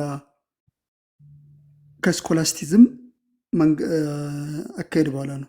የስኮላስቲዝም ዓለም ደግሞ እነ ቶማስ አኪነስ በደንብ አድርጎ ሰርቶታል። ሶማ ቴዎሎጂያን ካየው በቃ ቴዎሎጂው ምን ሊመስል እንደሚችል ምን ሊጠየቅ እንደሚገባ ከአስከፈ ነገሮች የተሰራ ነው። ስለዚህ ሪፎርሜሽን ደግሞ ከስኮላስቲዝምም ያመጣው እና ከዌስተርን ሄሪቴጅ የወሰደው አንዱ ነገር ትምህርቶችን የማደራጀት የሚያምነውን ነገር ሲንተሳይዝ አድርጎ የማቅረብ ዝንባሌ ያለው። ስለዚህ ምናልባት የዌስተርን ፕሮዳክት በመሆኑ እነዚህ ነገሮችን እንዲያደራጅ አግዞታል ብዬ የመጀመሪያ ምክንያት አቀርባለሁ። ሁለተኛ ደግሞ በሪፎርሜሽኑ መካከል የተፈጠሩ ልዩነቶችና ልዩነት ማለት ቴዎሎጂካሊ፣ ጂኦግራፊካሊ እና ምናልባት የካልቸር እና የማህበረሰብም ዳይቨርሲቲው እርስ በርሳቸው ምን እንደሚያምኑ ምን እንደሚያስተምሩ ለማሳየት ያደረጉት ነው። እርስ በርሳቸው ምን ያምናሉ የሚለው ማለት ነው። ስለዚህ በየቦታና በተለያየ አይነት ቦታ መገኘታቸውና ትምህርቶቻቸውም በተለያየ አይነት ሰዎች ምናምን መሆኑ እንደዚህ አይነት ትምህርቶችን እንዲያደራጁ አድርጎታል ብዬ አስባለሁ። በሶስተኛ ደረጃ ደግሞ እነዚህን ካታኪዝምና ኮንፌሽን የሰሩበት ምክንያት ለምሳሌ ቀደም ብያለሁ፣ የኦግስበርግ ኮንፌሽን ንጉሱን የነገራቸው እስኪ የምታምኑት የእምነት መግለጫዎቻችሁን አምጡ ተብሎ ነው ለቻርልስ 5ኛ ያቀረቡት። ኖብል እንዳልሆኑ ልዩ ትምህርት እንዳልሆነ የእነሱ ትምህርት እውነትም ካቶሊካዊ ትምህርት መሆኑን ለማሳየት ያደረጉት ነገር ነው። ስለዚህ ሌሎችን ለማሳመን እኔ አንተ ትምህርት የምታስተምረው ትምህርት ልዩ ነው ካልኩ ልዩ እንዳልሆንክ ትምህርት ልዩ እንዳልሆነ በተደራጀ መንገድ አዘጋጅተን የማሳመን አለብህ። ስለዚህ አንዱ ኮንቪንሲንግ የነበረው ሜቶዶሎጂ ነው። እነሱን ኮንቪንስ የሚያደርጉበት ትምህርቱ እውነተኛ የሆነው ካቶሊካዊ አስተምረውና ካቶሊካዊ ስል ስቲል ዩኒቨርሳል የሆነ ከጥንትም የነበረ በቸርች ውስጥ የሚታመነው ሄሪቴጅ እንጂ አዲስ እንዳልሆነ ያመጡት እነሱን ለማሳመን ራሳቸውን ደግሞ ለመከላከል የተጠቀሙት ነው። ለምሳሌ የቤልጂክ ኮንፌሽን ቅድም አስቀምጫለሁ። የቤልጂክ ኮንፌሽን በኔዘርላንድ ወይም ደግሞ የነበሩት ክርስቲያኖች የምታስተምሩ ትምህርት ልዩ ትምህርት ነው ሲባል ነው አንድ በኋላ ሰማዕትነቱን የተቀበለ ሰው የጻፈው ትምህርታችን ይሄ ነው ብሎ ያስተማረው ወይም ደግሞ የጻፈው። ሌሎቹም ካታኪዝሞችና ኮንፌሽኖች የተሰራበት መንገድ ራሳቸውን ለመከላከልና ሌሎችን ለማሳመን ነው። ስለዚህ 3 ምክንያቶች ምንድን ናቸው? በዌስተርን ውስጥ የተለመደ ትምህርቶቻቸውን የማደራጀት ትምህርቶቻቸውን በደንብ ሎጂካል በሆነና ቴዎሎጂካል በሆነ መንገድ ኦርጋናይዝድ የማድረግ ባህል ስላለ ያንን ባህል ሪፎርሜሽኑ የተከተለ ይመስላል። በሁለተኛ ደረጃ ደግሞ በተለያየ አይነት ጂኦግራፊ በተለያየ አይነት ሁኔታ ውስጥ ስላሉ የትምህርቶቻቸውን አንድነትና ልዩነት ለማሳየት እርስ በርሳቸው እንደዚህ አይነት ኮንፌሽኖቹ እንዲሰሩ እምነቶቻቸውን እንዲሰሩ አድርጎታል። በሶስተኛ ደረጃ ደግሞ ራሳቸውን ለመከላከልና ለሌሎቹ ለከሳሾቻቸው እውነተኛ የክርስትና ትራዲሽን እንደያዙ ለማሳየት እንደዚህ አይነት ደብዳቤዎችን ወይም ደግሞ የእምነት መግለጫዎቻቸውን ጽፏል። ምናልባት አራተኛ ላይ ደግሞ ትልቁ ነገር የእምነት መግለጫ ነው። የእምነት መግለጫ ማለት የምታምነው ሰው እንዲያውቅልህ የምትፈልገውም ጭምር ነው። ቀጣይነት ያለው ትውልዱን ሪሼፕ የምታደርግበት መንገድ ነው። ስለዚህ አንድ ሰው ቸርች ከሆነ ወይም ደግሞ ህብረት ከሆነ ምን ሊያምን እንደሚችል ምንስ ማመን እንደሌለበት ማሳየት አለበት። ስለዚህ የእምነት መግለጫ መሆኑ እና ከሌሎቹ ለሚመጡትም ጄኔሬሽን መሰረት የማስቀመጥ አቅጣጫ የማስቀመጥ ምክንያቱም እነዚህ ኮንፌሽኖች ዳይሬክሽን እና ጋይዳንስ ናቸው። ዳይሬክሽን የሚሰጡ ስቴትመንቶች ስለሆኑ እነዚህ ስቴትመንቶችን በተሻለ መንገድ ማደራጀት ግዴታ ስለነበረ ነው እነዚህ ነገሮችን ያደረጉት ብዬ አስባለሁ። አይ በጣም ጥሩ ማብራሪያ ነው። የሆነ ክሊር ያደርግልሃልና መልሕቅ መጥቷልና ሰላም ትለናለህ መልሕቅ?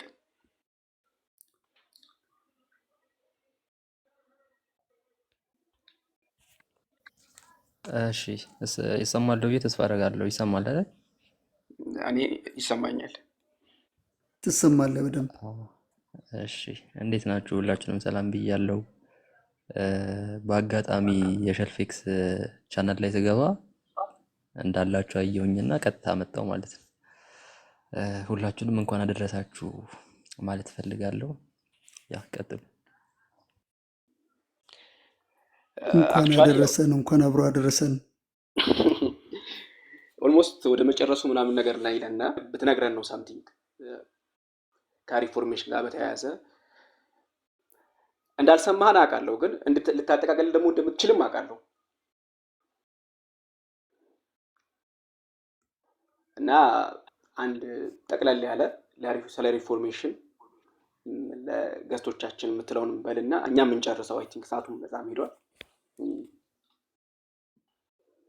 ጥያቄ ምናምን ያቀርቡ እንጂ ሌሎቹ ጥያቄ ምናምን ሳምንትም ሳልጠይቁ። ኦኬ ባለፈው አይ ብዙም የምለው ነገር የለም። ያው መጨረሻ ላይ እንደመጣው ገምቼ ነበር። እኔም ትንሽ ነገር ነው የሰማሁት መጨረሻ ላይ ያወራችሁትን።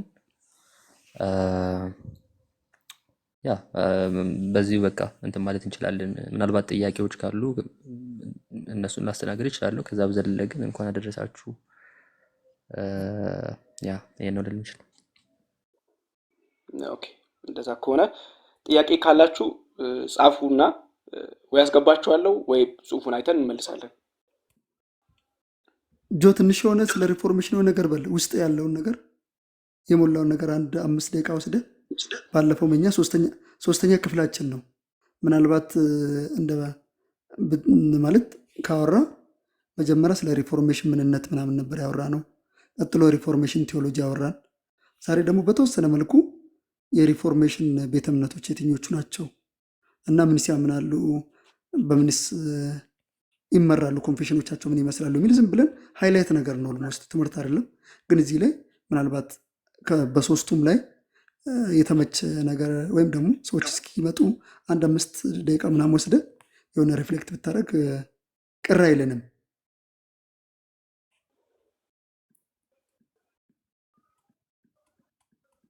እስከዛ ጥያቄ ከስር ጻፉ። ጆ የሚለውን ይለናል። እሺ ካልክ እንግዲህ አንተ ካልክ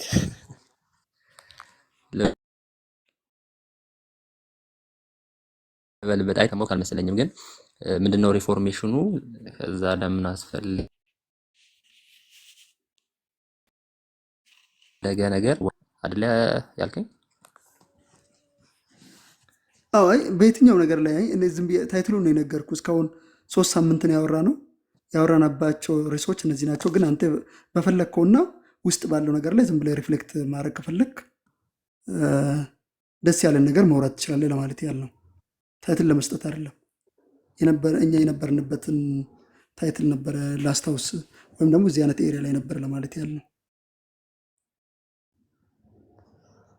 እሺ እንደዛ ከሆነ ምናልባት ልል የምችለው እንዴት ነው ያ መጀመሪያ ሪፎርሜሽኑ እንዴት ነው አዲስ ነገር መፍጠር ኦር ደግሞ ያው ብዙ ጊዜ እንለዋለን፣ ብዙ ጊዜ ይባላል በእርግጥ እና አሁንም ማለቱ ጥሩ ነው። ምክንያቱም ሚስ አንደርስታንዲንጎች ስላሉ አዲስ ነገርን መፍጠር ከዛ በኋላ ወር ደግሞ ቤተክርስቲያን እንደ አዲስ 16ኛው ክፍለ ዘመን ላይ ትንሳኤ ሆኖላት እንደ ድጋሚ ወይ እንደ መነሳት አይነት ነገር አድርገን በፍጹም አናስብም። ይሄ በጣም ትልቅ ሚስ አንደርስታንዲንግ ነው። ይልቁኑ ሪፎርሜሽኑን የምናስበው ነው ደግሞ ብለን የምንለው በጊዜው የነበረችው ቤተክርስቲያን በውስጡ በጣም ብዙ የስህተት አስተምሮች ነበሩ። ፕራክቲካሊ በጣም ብዙ ችግሮች ነበሩ። ከአስተምህሮ የፈለቁ ፕራክቲሶች፣ መጥፎ ፕራክቲሶች ነበሩ። እንዲሁም ደግሞ በጣም መጥፎ የሆኑ ደግሞ አስተምሮች ነበሩ። ነገረ ድህነት ላይ ያሉ አስተምሮች ክርስቲያኑን ወደ እግዚአብሔር የማያስጠጋ ከቅድስና ከእግዚአብሔር ጸጋ የሚያርቅ አይነት ፕራክቲሶች የነበሩበት ጊዜ ነበረ። ሶ በእርግጥም ሪፎርሜሽን ያስፈልግ ነበር። ሶ ሪፎርሜሽን ማለት ደግሞ ተሐድሶ ማለት አዲስ ነገር መፍጠር ሳይሆን ኦልሬዲ ባለችው ቤተክርስቲያን ውስጥ ያሉትን ችግሮች ለመፍታት መሞከር፣ ማቅረብ ያንን ፕሮሰስ ነው የሚወክለው። እንግዲህ አሁን ብዙ አስተምሮች አሉ ልንጠቅሳቸው የምንችላቸው ነገር ድነት ላይ ያሉ ችግሮች አሉ። ለምሳሌ ጀስቲፊኬሽን ኢዝ ናት ባይ ፌዝ አሎን የሚባል አስተምሮ አለ። ኦር ደግሞ ጀስቲፊኬሽን እንደ ኦንጎይንግ ፕሮሰስ አድርጎ የመረዳት አንደርስታንዲንግ አላቸው ካቶሊኮች። ከዛ በኋላ ደግሞ እዚህ ቲዮሎጂ ላይ ደግሞ መስረታው ከዛ ሎጂክሊ ሲሰሩት ያው ወደ ፑርጋቶሪ ያመራቸዋል። የፑርጋቶሪ ደግሞ አንደርስታንዲንግ አለ። ደማስ የሚባል ሌላ አስተምሮ አለ እዚሁ ከጀስቲፊኬሽን ጋር የሚገናኝ ነው። ይሄም ሰዎች ጽድቅን ለማግኘት ኦንጎይንግ ሪያሊቲ ከሆነ ወይ ደግሞ በስራቸው ጽድቅን የሚያገኙ ከሆነ እዛ ላይ ተመስርተው ብዙ መሬት ላይ ያሉ ችግሮች ነበሩ። ኢን ፕሪንሲፕል አሁን አንዳንድ ጊዜ ምን ይባላል ያን የነበሩትን ችግሮች መሬት ላይ የነበሩ ችግሮችን ካውንስል ኦፍ ትሬንት በሆነ መልኩ አጥርቷቸዋል እና ተቃውሟቸዋል የሚል ነገር አለ። ግን አልቲሜትሊ ፕሪንሲፕሉ ስቲል በካውንስል ኦፍ ትሬንት ተጸድቆን የቀጠለው ፕራክቲሶቹ በሆነ መልኩም የተወገዙ ቢሆንም በእርግጥ በካውንስል ኦፍ ትሬንት ነገር ግን እነዛን ፕራክቲሶች ግራውንድ ያደረጋቸው እና ያመጣቸው ፕሪንሲፕል ኦልሬዲ ጸድቆ ስቲል አለ። ስቲል ሪፎርሜሽን ውስጥ ያለ ነው እና ፕሮቴስታንት ሆነን የቀጠል ነው። ለዛ ነው እንግዲህ ስለዚህ ኢምፕራክት ማን ነው በአስተምሮ ደረጃ በፕሪንሲፕል ደረጃ ጀስቲፊኬሽን ኢዝ ናት ፎረንዚክ ሪያሊቲ። ጀስቲፊኬሽን ኦንጎይንግ የሆነ ውስጣዊ የሆነ ለውጥ ነው። ስለዚህ ወርክስ ኦፍ ሳቲስፋክሽን ብሎ የሚጠሩት ነገር አለ። በዛ ላይ የተመሰረተ ነው። በምንሰራቸው ስራዎች ላይ ተመስርቶ እግዚአብሔር ጽድቁን ኢምፓርት ያደርጋል ይሰጣል ምናምን የሚሉ አስተምሮች አሉ። እዚህ ላይ ተመስርቶ ብዙ አስተምሮች ይፈልቃሉ ማለት ነው። ይሄ ፕሪንሲፕሉ ነው እንግዲህ ፑርጋቶሪ ይፈልቃል። ከዛ በኋላ ቴምፖራል ፐኒሽመንት፣ ወርክስ ኦፍ ሳቲስፋክሽን ኤቭሪቲንግ በአጠቃላይ ሲስተም ኦፍ ሜሪታቸው የሚወጣ ነው የሚሆነው። ይሄ ትልቁ ኢሹ ነው ማለት ነው። ነገረ ድነት ላይ ትልቅ ኢሹ ነበር ብለን የምንልበት ምክንያት አንዱ ይሄ ነው። ከዛም ሌሎችን መጥቀስ እንችላለን። ኢን ፕራክቲስ ለምሳሌ ምንድነው ሳክራመንት ላይ ሳክራመንቱ አንደኛ ከሁለቱ ሳክራመንት ብቻ አይደለም ያሉት ብሎ ማለት፣ ሁለት ሲቀጥል ደግሞ ሳክራመንቱ ላይ ምዕመናንን መገደብ ሳክራመንት እንዳይቀበሉ እንዳይወስዱ ዳቦን ብቻ እንዲወስዱ ለምሳሌ፣ ከዛ በረጅም ጊዜ ውስጥ እንዲወስዱ በተደጋጋሚ ለምዕመናን አለመስጠት፣ የእግዚአብሔርን ቃል ህዝቡ በሚያውቀውና በሚረዳው መልኩ አለመተርጉም፣ ሴም ታይም ደግሞ በጣም ቅርብ በሆነ መንገድ አለማቅረብ፣ ብዙ ችግሮች ነበሩ። እንግዲህ በጣም በጥቂቱ እንግዲህ ብዙም ሳላሰፋው ብዙ ችግሮች ነበሩ። በእርግጥም ሪፎርሜሽን ያስፈልግ ነበር።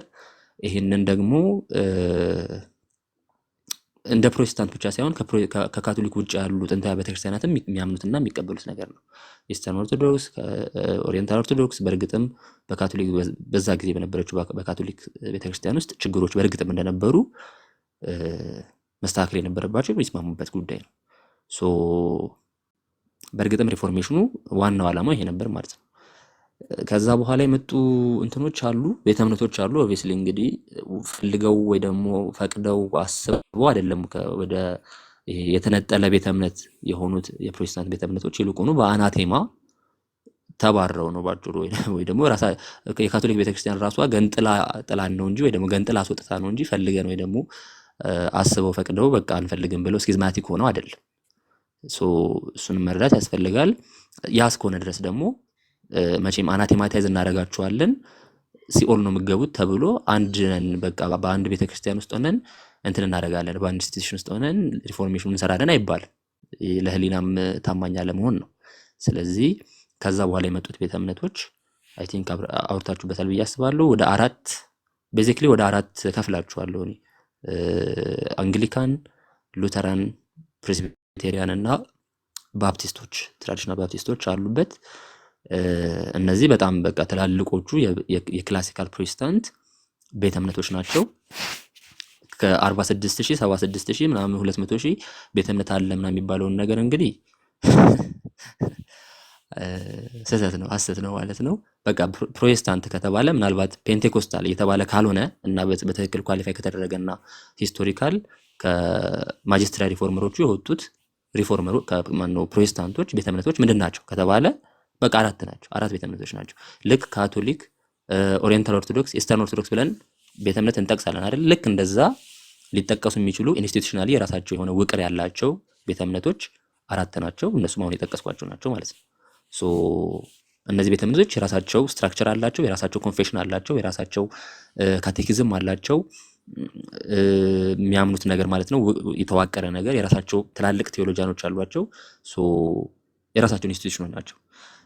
ስለዚህ ፕሮቴስታንትም ደግሞ ሲባል ይሄ ጥላ ይሄ ሁሉንም የተለያዩ ቤተ እምነቶች የሚወክል እንደ ጥላ አይነት ስም ነው እንጂ ራሳቸውን አንድ ኢንስቲትዩሽን አንድ ቤተ እምነት አድርገው ነገር ግን በዛ ውስጥ የተከፋፈሉም ደግሞ ቤተ እምነቶች አይደሉም። ወይ ደግሞ ፕሮቴስታንቶች ራሳቸውን አይደንቲፋይ ስናደርግ ልክ የኦርቶዶክስ ቤተክርስቲያን ለምሳሌ እኔ አንድ ተናጥል ቤተክርስቲያን ነኝ ብላ ትላለች። ራሷን በዛ መልኩ አይደንቲፋይ ታደርጋለች። የካቶሊክን ቤተክርስቲያን ደግሞ ከሷ የተለየ ሌላ ራሱን የቻለ ቤተ እምነት አድርጋ ታስባለች። የተለየ ማለት ነው።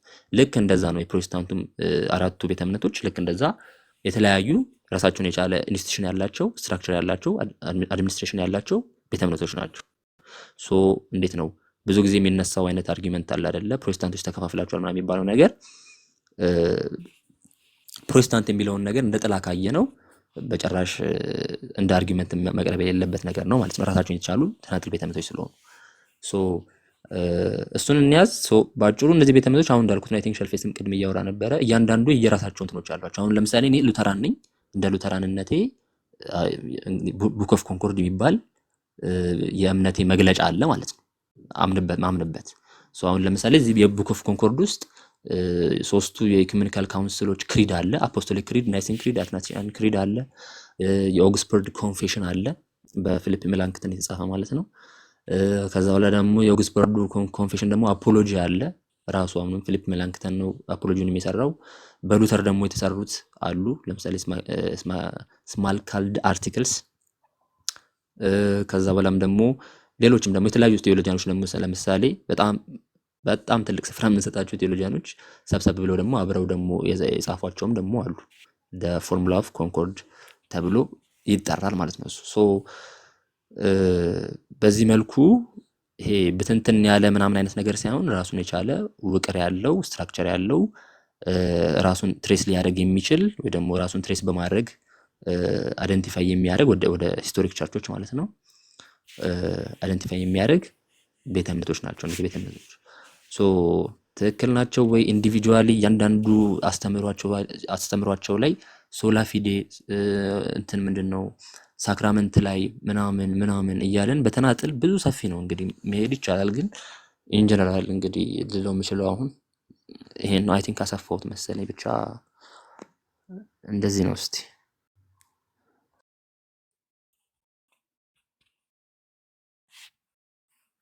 በጣም አመሰግናለሁ ጆ። አስገድደንህ ነው ያወራኸው እና በጣም ቴንክ ዩ። እውነት በጣም ጥሩ ፖይንት ሰጥተናል። ጥያቄ ግን እስካሁን አላየሁም። የጠየቀ ሰው የለም።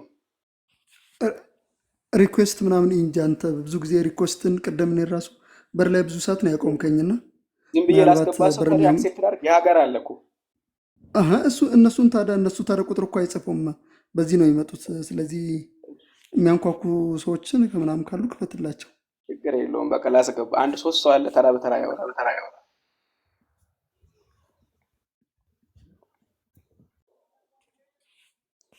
እንዳያመልጣችሁ ጋይስ። ይሄ በጣም በቃ ስለ ሪፎርሜሽን መጠየቅ የሚገባችሁ ቀን ስለሆነ በደንብ ሪፎርሜሽን ላይ ጠይቁ።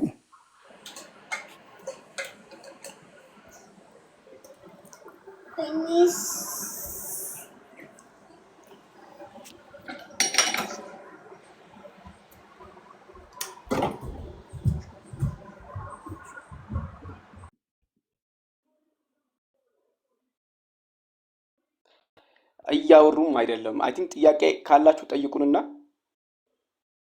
ገስት ላይ እኮ ያለ ሰው አስገባ ስላልከኝ ነው ያስገባሁት። ሶሎ ወንድማችን ስለሆነ ሰላም ይበለን። እሱ ጥያቄ ያለበት አይመስለኝም። እንደ ሰላም በለን ሶል ሰላም ልትለን ነው የመጣው። እሰይ አለ እኮ እሰይ።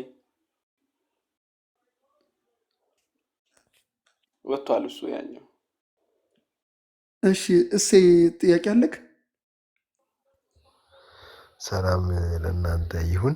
አዎ ጥያቄ እዚህ ጋር ያስቀመጥኩ ነበርና ጠረብኝ መሰለኝ መጻፊያው ቆርጦብኝ ነውና እንኳን አብሮ አደረሰን። እንኳን አደረሰ ትላችሁ ልዩ ቀን ነው ለኛ ሃይማኖች እና እኔ እንደ ጥያቄ ማነሳው ምንድነው እነሱ ኢምፓርትድ ራይቸስነስ የምትለው ቃሏ ላይ ማለት ነው። እና አይ ቲንክ በወንጌላውያን እንትን ውስጥ እኔ እስካሁን አላገኘሁም፣ ግን ካቶሊኮቹ ሲጠቀሙ የሚጠቀሙበት አጠቃቀም አለ። እዚህ ጋር ጆ ሲናገር ማለት ላይ ስላነሳው ነው ቃሉን። እና ኢምፓርትድ ራይቸስነስ ብለው በብዛት ካቶሊኮቹ ያው እቺ የሆነ ሌቭል ኦፍ እንትን ላይ ስትደርስ ምናምን ብለው ከድነት ጋር ቀጥታ ጀስቲፊኬሽን ፕሮሰስ ነው የሚለውን ለማለት የሚጠቀሙበት አለ። እና እኛውን በፕሮቴስታንት ውስጥ እንዳልኩት እኔ ብዙ አላገኘሁትም፣ ግን ኢምፓርትድ ራይቸስነስ የሚለውን አንዳንድ ሰዎች ግን አሁን ሲጠቀሙት እኔ ሰማለሁ። ምንድነው ይሄ ልክ ሳንክቲፊኬሽን የሚለውን ቃል ተክተውት ይሁን ወደዛ አይነት የሄደ አጠቃቀም ይጠቀማሉ። እና ምናልባት እሱ ቃል እንግዳ ነው ማለት እንችላለን ለወንጌል አማኞች የድነት አስተምሮ። ምናልባት እሱ ላይ ክላሪፊኬሽን ብትሰጡኝ። ቴንክ ዩ። እሺ እችን ልመልሳ። ኢምፓርትድ ራይቸስነስ የሚባለው በጭራሽ ልዩ ቋንቋ አይደለም ለኛ። ካቴኪዝሞቻችንም ኮንፌሽኖቻችን ውስጥ አለ። ለምሳሌ የዌስት ሚኒስተር ላርጅ ካቴኪዝም ጥያቄ 77 ስለ ጀስቲፊኬሽን እና ስለ ሳንቲፊኬሽን ሲያስቀምጥ ጀስቲፊኬሽን ኢምፒዩትድ ራይቸስነስ ነው፣ ሳንቲፊኬሽን ደግሞ ኢምፓርትድ ራይቸስነስ ነው ይላል። ስለዚህ ያ መኖሩ ግልጽ ነው አለ። ግን ጀስቲፊኬሽን ነው ወይስ ሳንቲፊኬሽን የሚለው ነው እንጂ ልዩነቱ እግዚአብሔር ኢንፊውዝድ ያደርጋል ብለን እናምናለን። ኢንፊውዝድ ያደርጋል ብለን እናምናለን። ግን ኢንፊውዥኑ በሳንቲፊኬሽን አድርገን ነው ኮንሲደር የምናደርገው። ስለዚህ በቀላሉ ስመልስልህ ኢንፊውዥን ለሳንቲፊኬሽን እስከሆነ ድረስ ምናልባት በሪፎርምድ ውስጥ ያለው ቋሚ እምነታችን ነው፣ ቋሚ እምነት ነው።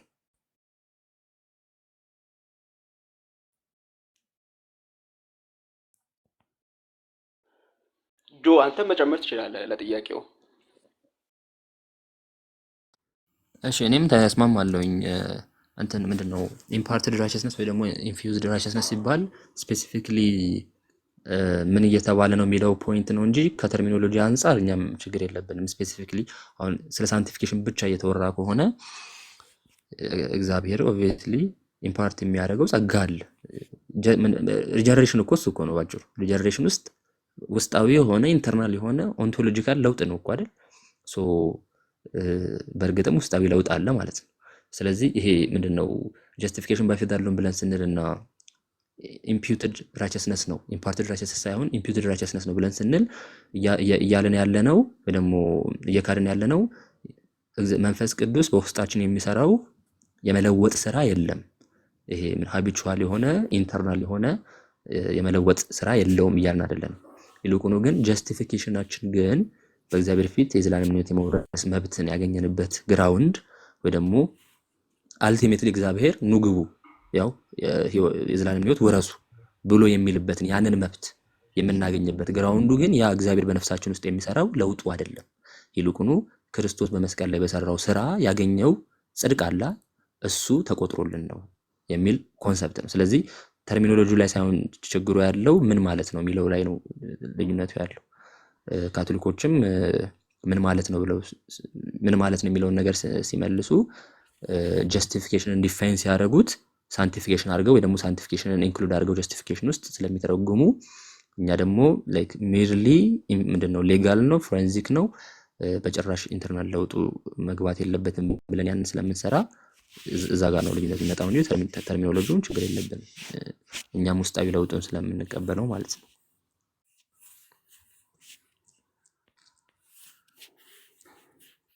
ኦኬ ተመለሰልህ? እሰይ አዎ ተመልሶልኛል። በደንብ ነው የተመለሰልኝ። ቴንኪው በጣም። ሌላ ጥያቄ ካለ መቀጠል እንችላለን።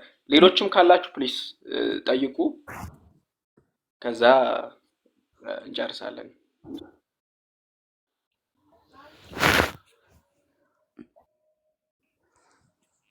ሪኩዌስት አልተላከልም? ቼክ አድርገው። ቼክ እያደረኩ ነው። የለም በቃ ከሌለ እንግዲህ ብንጨርስ ይሻላል መሰለኝ። ሌላ ምንም ጥያቄ የሚጠይቀን ሰው ከሌለ እኔ እኮ ጥያቄ እረሳለሁ ታውቃለህ። ዩቲዩበር ስለማይመልስ ሶስተኛ ነው ዛሬ በሶስቱም እንትኖች ችግር የለውም። አይ ባለፈውም ብዙ ምናምን ስላላረግን ጥያቄ ያለባቸው ሰዎች ደግሞ ካሉ ምናልባት 3 ቀን አውርተን ምንም ቻሌንጅ ሳንደረግ ከምንወጣ የቲክቶክ ቦታ ደግሞ ፕላትፎርሙ ራሱ አንዱ ቻሌንጅ የመደረግ ቦታ ስለሆነ እኛ ፍሬሾችን ትንሽ ቻሌንጅ ቢያደርጉም ብዬ ነበር። አልሆነም። አልፈለጉም። አዝነውልናል። በቃ እስቲ በጣም አመሰግናለሁ ሁላችሁንም። እግዚአብሔር አብዝቶ ይባርካችሁ። ከውድ ጊዜያችሁ ለዚህ አገልግሎት ስለሰጣችሁ ጌታ አብዝቶ ይባርካችሁ።